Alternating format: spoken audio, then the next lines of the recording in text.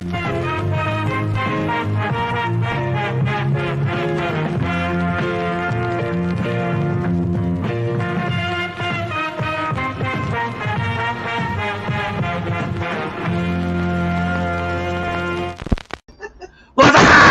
it's our feature presentation. So I'm really excited because we've got a man who touches every single book here, pretty much, except for the pinups on the store. The one and only Marshall Dillon. What's up, Marshall? How you going? Hey guys, what's up? So this is the Phoenix Spotlight with veteran letterer Marshall Dillon and managing editor for Coffin Comics. Holy cow, which is incredible. So we want to talk about all that stuff because, first of all, it's great to actually. I finally got to meet you live in person for the first time. Always knew of you, knew of the legendary letterer, the veteran letterer. Thank you for the for all your service during the lettering wars of the lettering wars '92. So I guess start with that. Who are you? Why should people be excited for you as much as we are here at Coffin Comics? Well, okay. I letter every Coffin book that's come out. So anything that's got word balloons in it, I had something to do with that. And I also, as of November last year, have become the managing editor of every Coffin book. So everything that's come out since November, I actually have had a part of that, even if it was just a pinup book. So anything before then that was just a pinup book or something like that, I don't have anything to do with, but yeah, so that's it. Well, I'm happy you got that managing editor job, so now you can move out of your mom's basement that you're at right there. Dude, that's harsh. This is my basement. We're in the middle of a reno. That's great. Well, thank you for picking the most exciting room in your house. Thank you so much. We appreciate that. No, I got a house full of kids and dogs and a wife and all that. So. No, I kid because we love. No, that's super exciting. So, so let's start at the beginning. Let's start with the basics here. Sure. Lettering. So there has to be. Oh, that's a little saucy page. You can't look at that. So lettering. So when you do the lettering, I'm assuming it's for the word balloons and that, and then also the sound effects. Yep. So, what is the art behind that? Because I'm assuming everyone just can't be like, "Hey, man, I'm gonna get into comics. I'm the letterer. I'm gonna go start lettering." And like, what does it intake? Because it has to be more than just. Right. Fundamentally, it takes some basic graphic design skills. So you have to be able to use a computer, understand dominance and ratios and proportions. You have to be able to use the programs, obviously, like Illustrator. You have to understand a lot about type, about composition and layout. Those are sort of the main things we play with in lettering. But the goal of lettering is to facilitate the story. So one of them, especially as an editor, one of the favorite things I say is that we all serve the story. None of this is about ego. Not from the writer to the penciler to the colorist to the letterer to the publishing company. Like, we all are here to create a story, and we serve that story. So to that end, as a letterer, one of the primary things you need to do is lead the eye. So people think, okay, well, you just need a cool font or a nice effect or some crazy Photoshop skills. But what you really have to do is help the artwork tell the story. So if you think about it, let's say we have 3 panels on the page, top, middle, bottom. But your eye needs to go all the way across the panels and go from one to the next. So depending on how it's drawn, where the figures are, where the action is, how the lighting is, you can then use the word balloons to help lead the eye from one place to another place to another place. Ideally, what you're doing there is making sure that, one, that you can read it in the right flow, so there's nothing that makes you get confused and go backward. 2, you want to make sure that any details that are essential don't get missed or covered up. So sometimes a detail is important, but it's far in the background, or it's far to the left or the right. So if you put a balloon near that, people are more likely to see it because they have to read that balloon. So let's say it's a person standing in the shadows with a knife. If you put a balloon near that, people drag their eye to the balloon, and then they see the person in the shadows. They go, oh, okay, this is a story moment. Likewise, though, sometimes you have to cover up some things, especially with sound effects. You can do that. Like if something is less important, you can cover it up with a sound effect. Or if something is, sometimes this happens, something's misdrawn or it's distracting. It can sometimes distract from the characters that are in the foreground. So if there's a sound effect in that panel, you can actually use that to cover up or to distract from that background thing, which is also distracting the reader from the action. I don't know why I find it super fascinating, but I do. I'm sure you do as well. So I didn't even think about that. So, okay. Bunch of questions. So first off, sure. Do you get in the script, do they say like, okay, I want this type of font, or is it like really up to you? And like, it's usually up to me, especially at Coffin. You know, like we do a preliminary round where I sort of make some selections and say, this is the font I'd like to use for the primary dialogue. This is the approach I'd like to take for the balloon effects. Like, yeah, that there is a demon balloon, so it's got that wobbly look, and it's got a thin inside red ring. But, you know, like that font is actually a font I made myself. The dialogue font is. And that's the dialogue font throughout all of Lady Death. And I do love, all right, so, okay, so depending on, so some could, so working on not just Coffin, but other companies as well. So some might tell you, like, I want specific fonts, or it has to be. Right.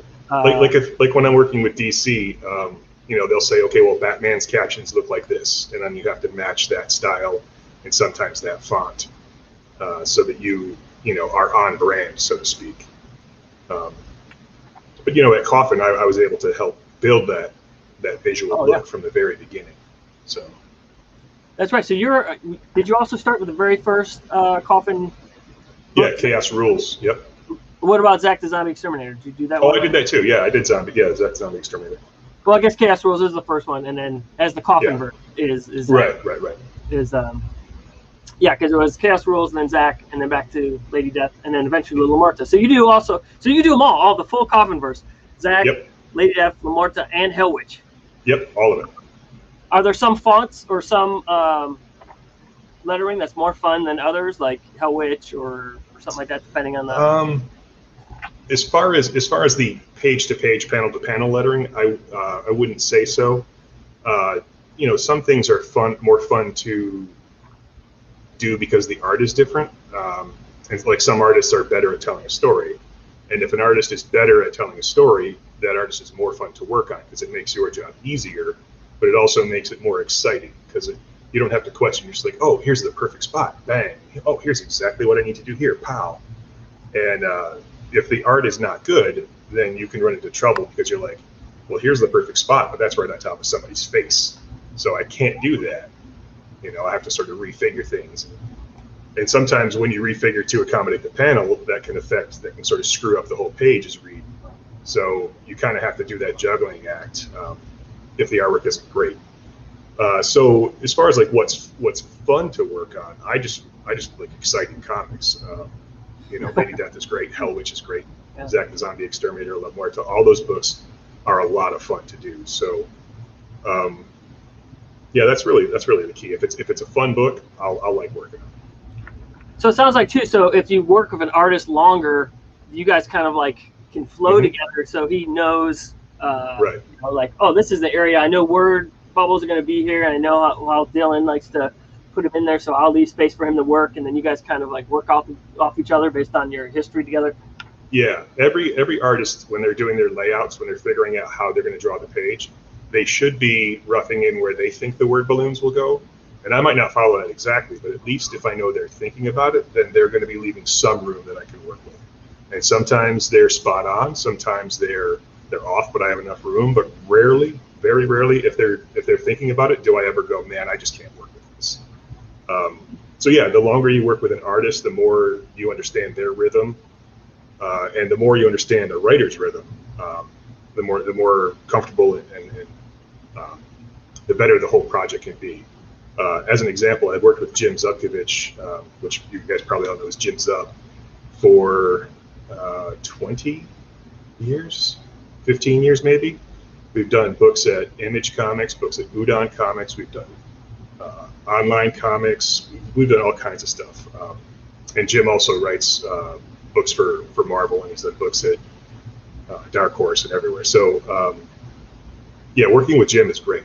He has this great economy of his script. He only puts in what's necessary. It's this very perfectly distilled process. And I'm lucky to have known him for that long and worked with him for that long. In fact, I've lettered every indie comic, like creator-owned indie comic that he's done. So Skull Kickers, I did a re-lettering of Makeshift Miracle, which is a webcomic he did initially. That was published through Udon. Wayward from Image, Skull Kickers from Image, Glitter Bomb from Image. So yeah, lots of cool stuff. The more you work with someone, definitely the better it gets. It's like being in a band, you know. The longer you're together, the better you sound. So would you say, kind of like an editor on a film, like you don't want to be noticed? Like good lettering is actually just seamless. Like people shouldn't know you're there because it's just part of the story. Like you said, storytelling should just be like. That's a common thing that's said. I won't openly disagree with it, but I think that is almost true of all of us, right? So like if you're reading a comic and you go, oh, I know who wrote this just based on how it's written, that's also kind of a problem, right? Because the voice of the writer is coming through more than the voices of the character or the plot. So yeah, sometimes it's great. Like you can say, oh, wow, I know this colorist. This colorist is amazing. Look at the amazing work this colorist did. Like Cece, who's done a lot of our Coffin books, she colors amazingly. And sometimes it's worth being recognized for that. You know, like, oh, wow, this is better than I would have thought. And I know it's because Cece did it. So, yeah, you don't want to be obtrusive, but you don't mind getting noticed for doing the right thing, if that makes any sense. So if analogy of a band for making a comic book, where would you be? What instrument? It's a mix between being the drummer, being the roadie, and being the sound mixer, because there's so much like the lettering itself is sort of the rhythm, you know. So that's the drum.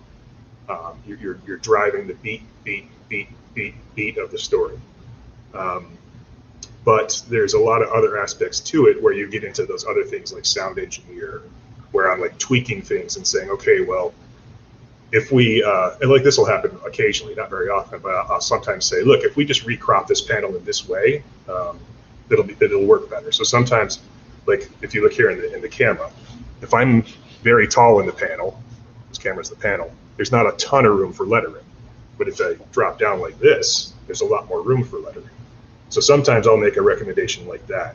So that's a little bit more of the sort of sound engineer aspect. And then the roadie aspect is the stuff that I do for like pre-press and stuff like that. So I'll take all the assets for the book, get all of that ready for print, just double check everything, make sure all the mics are plugged in and all the amps are turned on and just all that stuff. So there's a lot to it, and there's a lot of different ways that people do it. But for me, a proper letterer, or the letterer I like to be, is one that can do all those things and is comfortable doing all those things without worrying about stepping on toes or not feeling like it's my place, because again, I serve the story.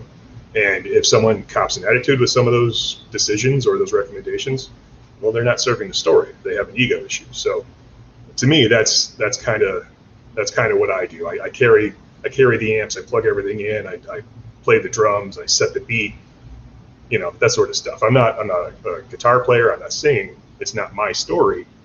But without me doing it, you don't have as much to deal with. You don't have as much fun with it. I was hoping you were going to say you're the keyboard artist, but I don't know why. No. That would be funny. But no, you seem like, super professional, true artist, because you really care about the story itself. It seems to be that's what it's all about, the story. Yeah, thanks, man. I appreciate that. I don't think I asked you. So how did you get your start? How did you just start? Yeah. How did you fall into comics, or did you fight your way into doing it? Or I sort of fell through a trap door, if you will.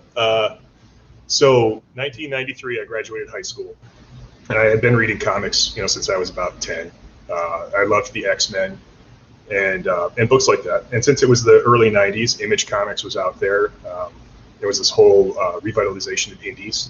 Caliber Comics was going strong at the time, and I'm from Michigan, and so when I would go to a convention, it would be the Detroit Motor City Show, which is where Caliber was based out of, and you'd have these amazing artists like Guy Davis, Vince Locke, Tim Bradstreet, Kyle Holtz, David Mack, Michael Avon Olming, Brian Michael Bendis, et cetera, et cetera, et cetera.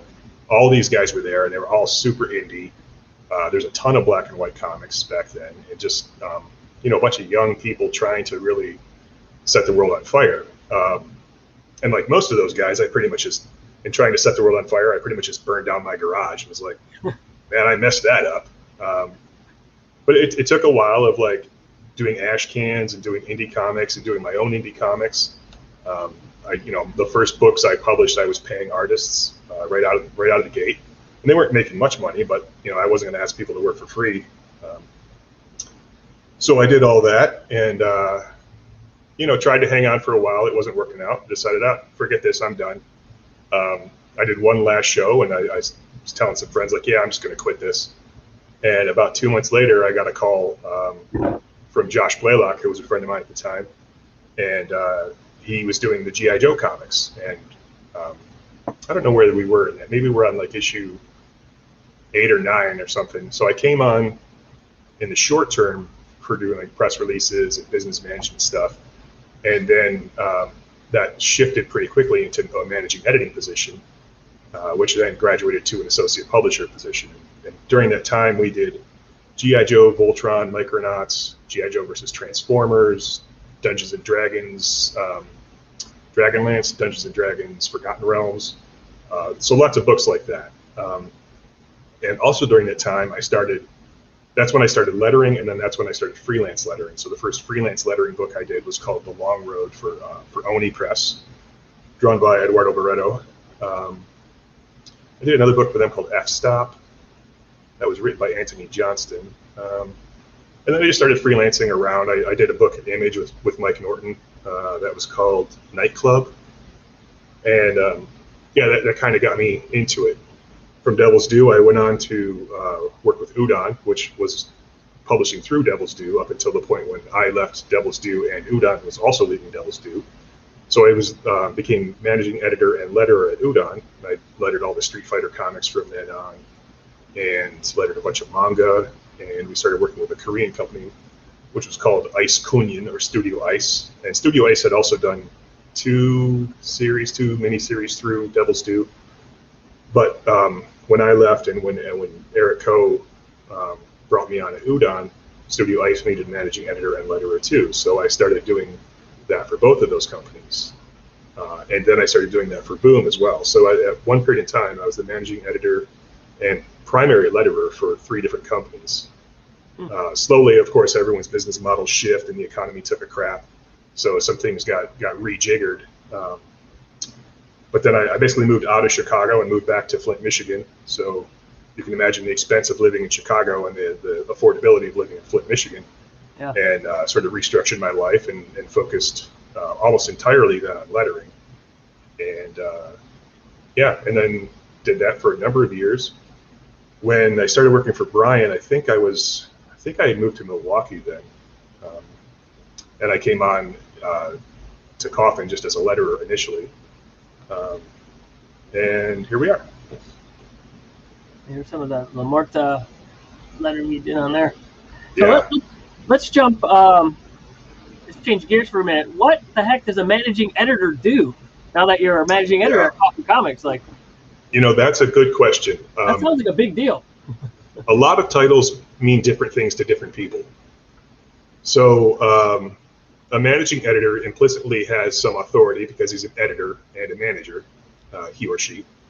But ostensibly what it really is in a general sense, I'm a project manager. So the projects I do are all the Coffin Comics and other Coffin projects that you know are behind the scenes or in development. But primarily I manage the books. So what that means is Brian and Mike write scripts, and Brian assigns an artist. And so he's like, okay, cool, here's the script, here's the artist.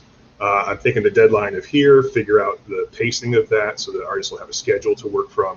And then I just I liaison with the artist to make sure that stuff happens on time and that it matches the script. And once that's done, then usually I'll letter it after it's penciled, and then it'll be colored by the colorist at the same time I'm lettering it. And then when the color files come in, I merge the color files with the lettering files and get it off to press. So yeah, as an indie comic book publisher, that's very very helpful. I know you're taking a lot off of Brian Polito's shoulders, so that just means there's going to be more and more creative artwork, or creativity, stories, and everything. So thank you for jumping aboard on Coffin. Really appreciate it. I was super excited when I heard the secret news that you may or may not be coming along, and then there was like the testing period, and then boom, I was like, yeah, this is working out great. Yeah, this last trip out there to Arizona, that really cemented it. You know, Brian and I talked about long-term plans and where we want to go with the company, what kind of secret projects we want to get rolling in the next 5 years, and how we're all going to work together to make that happen. All right, so I guess this might be one of my ignorance. So when I was sitting with somewhere Brian having dinner, and then he mentioned that you came up with some of the new logos for characters, and I was like, really, a letterer would do that? And he's like, yeah, of course. I'm like, what? Oh, I thought that was like someone called like a logo designer or something. Like I would expect veteran letterer Marshall Dillon to be creating logos, but so is that? Well, obviously that's a totally different. Oh wait, go ahead. Let me jump back real quick. Why is everything caps when it's in there? Why is it always caps? Okay, so it's not always caps. It is always caps in our books.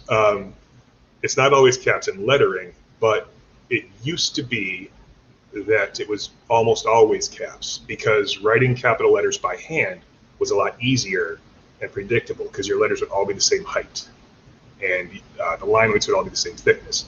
But when you start going above and below, above the cap height and below the descender height, the baseline of the text, you start getting into issues between the lines of spacing. So from a hand lettering standpoint, it's just easier to do it all caps. It's faster. You don't have to worry about changing things up. Sometimes lowercase letters are sort of tighter. Like if you look at the circle on a G or a P, those can be pretty tight on lowercase, and that would gum up with ink as they were hand lettering it. So the norm just became to do it all with caps. Once we came into the digital era, that was also brought over. So for a long time, there were only all caps fonts available for lettering. Then, especially popularized by Marvel during the, I think it was the Marvel Knights or Marvel Unlimited. I don't remember which, probably Marvel Unlimited. They started using what's called a mixed case. So you have upper and lower case letters. Some people like that because they feel like it lets the balloon breathe a little more, but in reality, you have to give more space. You have to take up more space to accommodate those descending and ascending aspects of a letter. So all caps, I think, are better. That's my professional opinion, but people disagree too. I've only read comics of all caps, so I assume they all were. I don't know these mysterious comics where they're lowercase. I don't want to read them. I don't want to know, because Coffin Comics doesn't do it. It shouldn't be done. Anyway, sorry. Thank you. I'm glad I remember that. I kicked myself. I didn't ask that before doing this. All right. So now going back to creating logos. Yeah. So what's the difference? We got a whole bunch here, folks. We're going to show you. Some of it could be brand new, you haven't seen before. So let's pop up some of these logos here. We're going to take up our whole screen. Let's start with one that we've seen before, the Coffin Verse logo. What can you tell us about that? Like creating? So sometimes when I do a logo, or sometimes I'll play around with fonts first, and sometimes I'll hand draw first. Depends on the requirements and what I think. Like with this font, it's just such a badass font. I knew I wanted to use it for something. And so when I started scrolling through my fonts, I was like, oh, this will be one of the good ones to test out in this logo. And Brian dug it. It's very on brand. It's very metal. It's very sleek and hard and fun, which I think describes everything we do. So it's just a matter of I came up with, say, 5 or 10 fonts. I whittled it down to 3 or 4. I show it to Brian. He makes some notes, and we're off to the races. This one pretty much sold itself. Once I figured out this was the font I wanted, and we wanted to use the coffin shape. Then it's just a matter of making it look a little bit more like a comic book logo, which is where you get that angle and tilt. That angle and tilt sort of built into that too. So did you come up with the V to? Oh wait, that's just a capital V on that, right? Well, it's like I played around with that. I played around with it a little bit because the lower bits of the points, like the bottom of the white point and the bottom of the black point, sometimes those, if you stretch them out a little bit, don't work quite the way you want. So I did do some manually adjusting there. But yeah, that is mostly just the capital V from that font. Anytime you're using a font, you should always work with the elements of that font to make things that aren't in that font.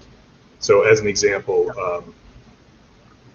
like if a font didn't have an and symbol and you needed an and symbol for some reason, your best bet would be to start with other pieces of the font to build that rather than building it from scratch. All right, let's take a look at this is the Devil-Lock work in progress, I think. Yep.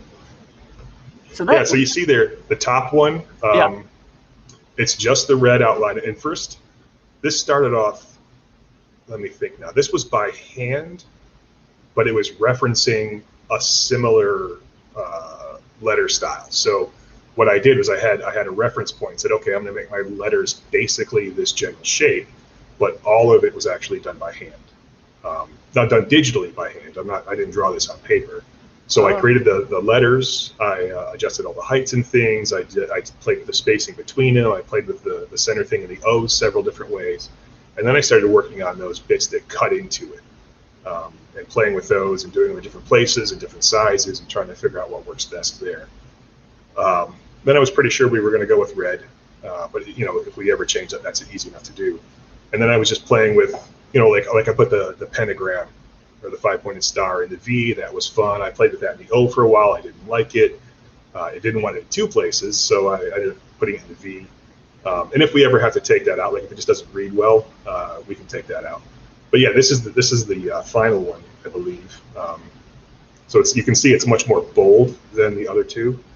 The other 2 are a little light. This black outline and the black drop shadow really makes this thing pop, and it makes all those little tick marks that cut into it, makes them pop as well. Yeah, it feels more comic booky. Like this feels like, I don't know. Just obviously it's the correct one, the finished one, because it looks correct. Yeah. It's got a great comic feel. And I even bought. We had a limited shirt. We sold that for real quick. I made sure to get that because I love that logo. I'm so happy you designed that because it's totally badass. All right, here, let's give people a little sneak peek here on Captain Skargrave, a logo you did for. Yeah, this is one of the new ones. Yeah, Captain Skargrave makes an appearance in on the last page of Cataclysmic Majesty. And this is a logo for things that may happen with Skargrave in the future. So Skargrave is basically this badass female pirate, space pirate, with an eye patch and all that. She's got a cool crew of people that tour around the galaxy kicking ass. And with this one, I found the font and I said, yeah, this font is cool. And of course I played with several fonts, but I found this font pretty early on, and I said, okay, let me just go down the rabbit hole with this font. And so that's when I was like, I put the Skargrave big across the middle, I put the Intergalactic Space Pirate underneath, and I was like, okay, let me see, where can I put Captain? And so I put Captain above, so that Skargrave is the thing you see biggest. Captain as a title is important, but it's not as important as Skargrave. And same thing with Intergalactic Space Pirate, like that's not as important. It's still important, you still want it there, but you don't want it to be distracting. So I put all those on there, arranged them, and I was like, yeah, okay, cool. Now let's see if I get this a little arc, and let's see if I get this little slant to the right, and that's where we got. And it feels like it's got like an adventurous feel. Yes. It feels like that's the plan. I think of Errol Flynn or something like that. Just like right. Yep. Like adventure and Skargrave, awesome. Here's a fan favorite here for Chaotica. Chaotica, yeah. I assume everyone listening knows who Chaotica is, but if you don't, she's Lady Death's daughter. And so when it came time to design a logo for Chaotica, I referenced the Lady Death logo, and I tried to do a similar, yet not exactly the same letter format. So if you look at the Lady Death logo, which I don't have one handy, but maybe you do, you can see the letters are sort of influenced by that, and even the colors chosen are influenced by that. So, yeah, there you go. So yeah, similar approach. Obviously not exactly the same, but similar. And that way, yeah, little Easter egg on that. Yeah. Yep. And that way, like it's even gray. It's got that gradation, and it's got that white highlight. So it's definitely referencing, that she's Lady Death's daughter. Now, if I was going to do a Hellslinger logo, I don't think I would do that. I'd do something different for that. Oh yeah, because he's a boy. Yeah. Well, yeah. So Lady Satanis. Let's check this one yes. out. Oh, woo! This one's cool. Brian, when I was there in the office, Brian and I were talking. We're talking about the Hellwitch logo. I was like, man, this logo actually, I'm really proud of this logo. He's like, oh yeah, all my logos are great, especially Lady Satanis. But it had been so long since I did that one, I was like, oh yeah, that one was pretty good. But then when I was looking for things for us to show on the show tonight, I was like, oh damn, that actually is pretty cool. Yeah. Yeah, this one was completely hand drawn. There was a visual sort of reference I was going for, but there's no font involved here. This is all me hand drawing on the computer, and obviously I did it sort of flat. So if you look at the upper left corner, I basically did the red first, and then I was like, okay, what does this look like with an outline or with a drop shadow? And this one I think works pretty well with lots of different effects. I particularly like. Well, I like them all. I don't, It's like, which is your favorite of your quadruplets? Did you do any of the? Oh yeah, speaking of Lady Satanis on the back of the Legacy series, she's coming, folks, sometime in the future. Did you do any La Morta fonts? No. La Morta was that basically came to me sort of pre-made, just like Lady Death did. I was sort of brought on to letter that book. It wasn't until after that I actually started doing the logo work. Let's take a look at everyone's favorite, who everyone's going to today, at the Vault. The Vault, yeah. This was the work in progress for the Vault. So you can see here the process. This is me saying, okay, well, I've got these 5 fonts that I think are sort of in the family. In fact, that one on the second to the top on the right hand side, I think that might be the same one that Skargrave is using. Yeah, yep. If you look at the V's, they're the same. To the V's. Oh yeah. Oh. Yeah. And then so yeah, that's the Skargrave font. But this is the final version of this font or of this logo. Yeah. Brian and I went back and forth. We wanted something that actually go back one, Jimmy, to the. Is there another work in progress for the Vault? There we go. Oh well, look at that. Woo. So you can see, I mean, we went in sort of a lot of different directions, but the idea was that you would have something bold and strong and sort of timeless. So we had lots of different options there. Go ahead. This is also for the Vault, when we open up the Vault, the Coffin Comics Vault. So this is the logo for that. So it's finally going to have its own logo for when we open up the Vault and Julian hands out the goodies that he finds. Yep. I love this light blue one. It feels like 7 point. This one, the one with the glow, yeah. Yep. Yeah, it feels like a 1980s horror movie logo. Yeah, it kind of does. Yeah, like The Mist or something. Yeah. Yeah, and a lot of the time, like I don't do a lot of that stuff, a lot of the glows, and I don't do a lot of these 3D drop shadow things. But I started playing with it, and I thought it worked pretty well.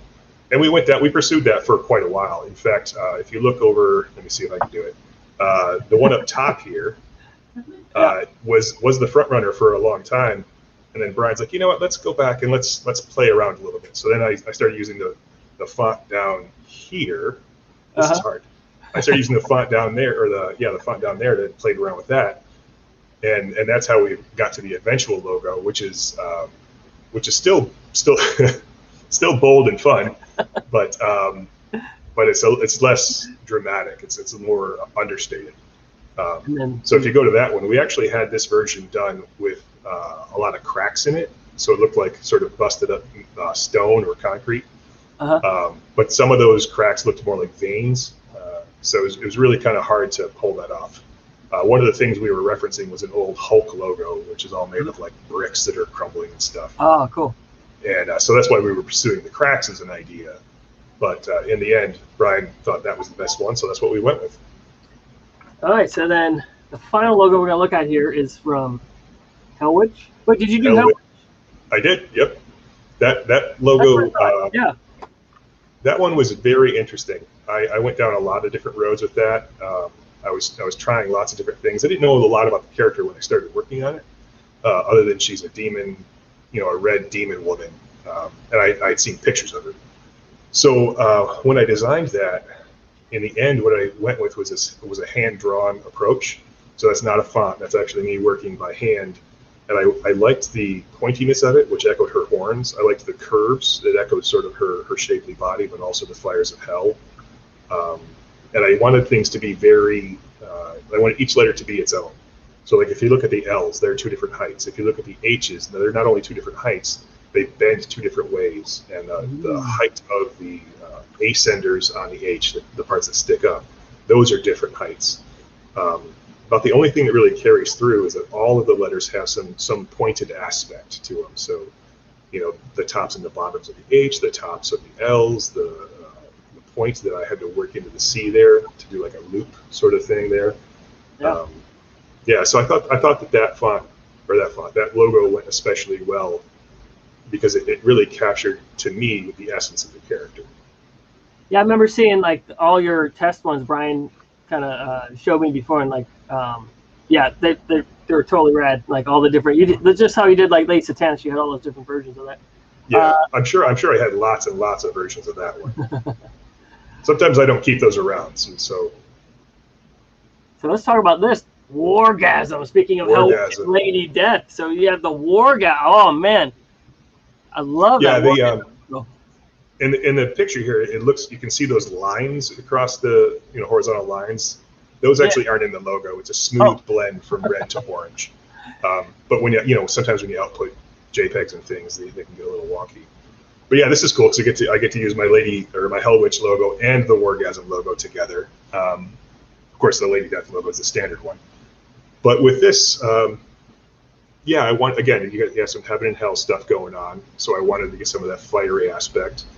I liked the idea of using a yellow outline and a yellow drop shadow because that's going to help it pop on lots of different things. So if we put it on a dark background like this black one, it'll pop. And even if it's on a lighter background, it'll pop because it's such a stark color. That's a pretty solid, bright yellow. So I think that worked pretty well. And I'm super. This is actually based on a font, by the way. This is a really cool font.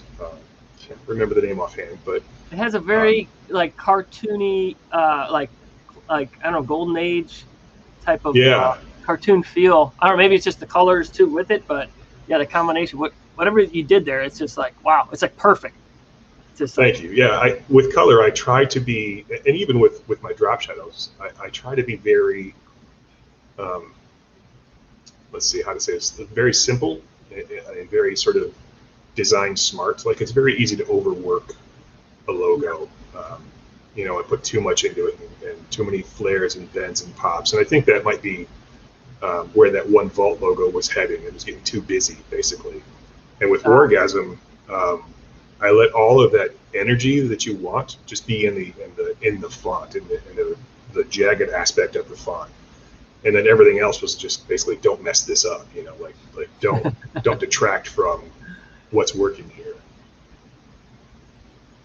Okay, so we got a few more minutes. Let's see if anyone has any questions for you. Sure. Super excited. Thank you for taking your time. I know you're super busy, and appreciate that. I know you've got a lot to do for Coffin Comics.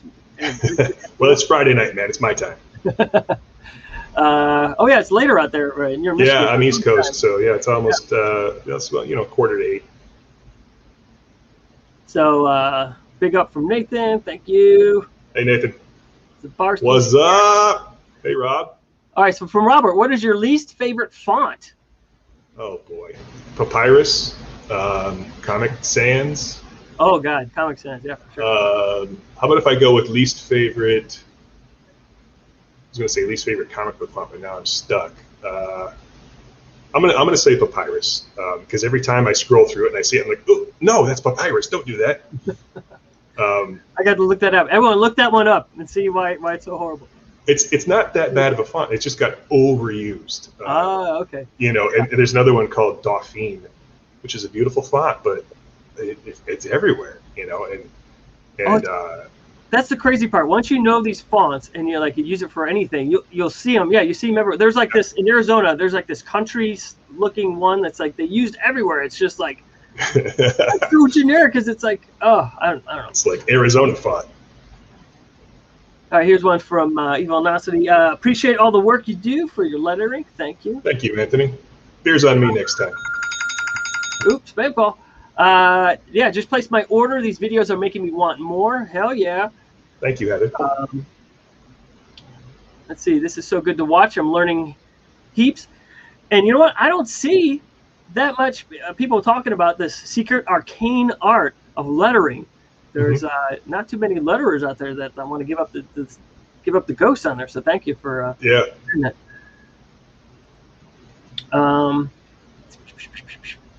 Let's see. Let's see. Let's see what this one is. Long as enjoy learning about the inner workings of Coffin Comics and getting a little bit about your hands on deck. It's getting these stories put together. So yeah, once again, more. Let's see. Typography is overlooked a lot in graphic designs nowadays. That's true, Gary. Yeah. You know, part of that is the affordability of computers. Part of that is that everyone and their neighbor goes to their cousin's brother to have their logo done. You know, you have less training involved that, you know, because of those things. And to be fair, you know, like my early work shows that I was one of those people. But through sheer force of will, I just kept doing it, and that's the only way to get better. So, you know, everyone's early work sucks, whether you're a penciler or a writer or a colorist or a letterer or a guitar player. You know, it just takes time to get better at it, and that's what you're talking about there. Is like there's a lot of people that just, you know, some people want to be cheap and they don't have the budget, so they either don't pay anyone or they pay someone who's, again, like their cousin, and they get what they get. And you just hope that they, you know, if they aren't a big enough company that it makes it look bad. Here's a question from Dragon DJ. What would you recommend to someone who's considering getting into lettering? Well, okay. There's a book called, oh boy, I think it's just called Comic Book Lettering. It's published by Comicraft. You can find it on Amazon. I think it's about $15. It's, I want to say it's 48 or 64 pages. It covers all the basics. I definitely have that book. I've had it for 20 years probably. There's another book coming out by Nate Picos, who's a very prominent letterer. I think that's coming out this fall. I'm blanking on the name right now, but if you go to blambot, BLAMBOT.com, he'll probably have something up there about that book. And he also has commercial fonts for sale, reasonably priced. I think his cheapest fonts start at like $20 a piece, but he also has free fonts. So if you're doing like super indie stuff, it's not Marvel or DC or Image or Dark Horse, and you had, like, if you're doing a book for a friend, I recommend you go to Blambot, pick up some of his fonts and start playing with them.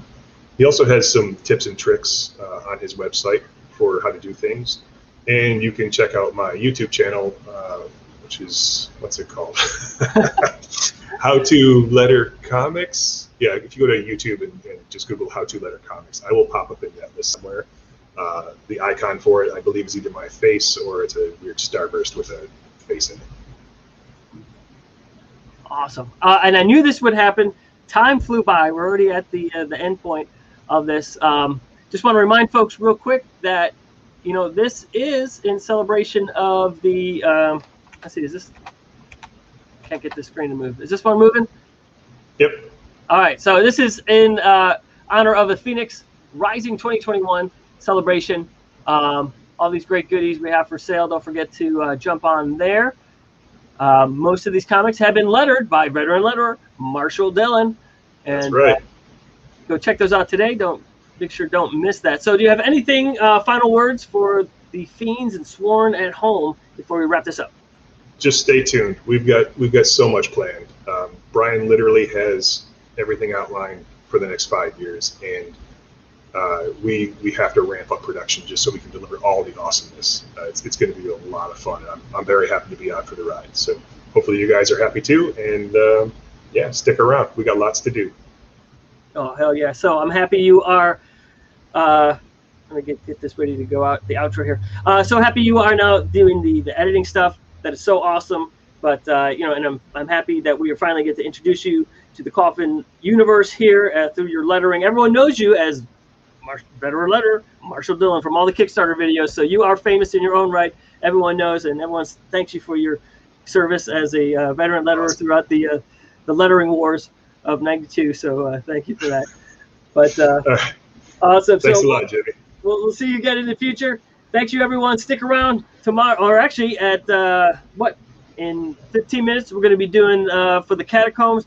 We're going to pull out some of the winners for today. So if you haven't placed your order, place it right now. We're going to print those up and pull out some surprises. So thanks a lot, everyone. Thank you, Marshall, and we'll talk to you guys later. We're sworn to you.